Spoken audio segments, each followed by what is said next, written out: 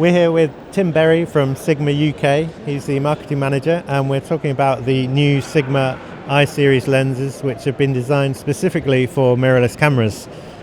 You've got a couple of new lenses here. There's the 90mm and 24mm, which have just been announced. So we're particularly impressed by the compact size of the lenses, and how have you managed to make them so small? So I think as cameras get smaller now, people are looking for kind of more portable lenses, a bit more compact, and I think things like this they're just a bit, they're not balanced well on a small camera. So the goal was with these to produce very high quality lenses, both optically and build quality, but in a very small body. With mirrorless, you've got the advantage of the short flange back distance. That helps to keep them small.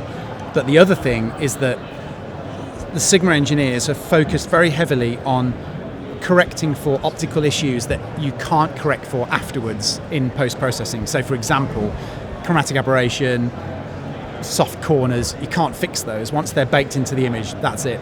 But things like distortion and vignetting, you can fix, so they only partially correct those. And then when you get into Lightroom or Photoshop, stick on a lens profile, one click, and then any tiny bits of distortion and vignetting are gone. So it's very clever, and it shaves like half the, when you look at, that's an 85 and it's a 1.4, but the size difference is huge. So it's a really good strategy, I think, because it's enabled us to get those sizes down and just make them a bit more portable and more usable, I think.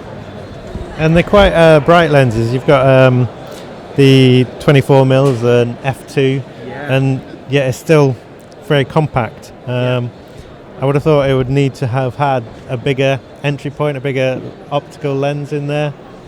Yeah, it's amazing, isn't it? F2 in a lens that size, it's incredible, really.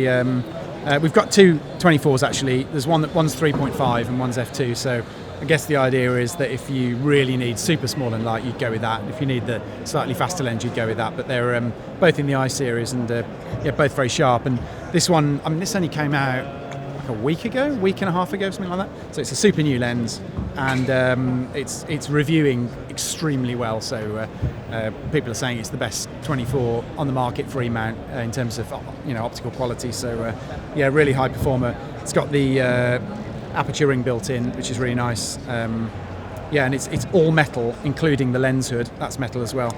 Really high build quality too. So yeah.